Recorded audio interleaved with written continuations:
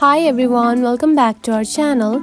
In today's video, I'm going to show you how to sell NFT on the Coinbase Wallet. It is a very simple process, so let's dive right in.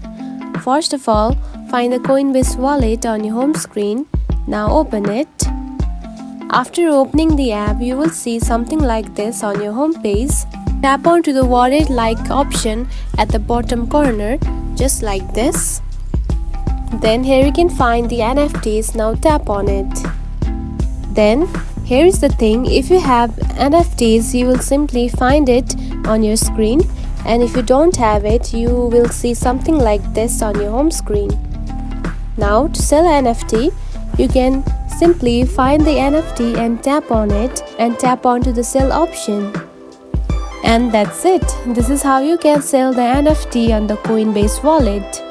If you found this video helpful, don't forget to like and subscribe for more tips. Thanks for watching.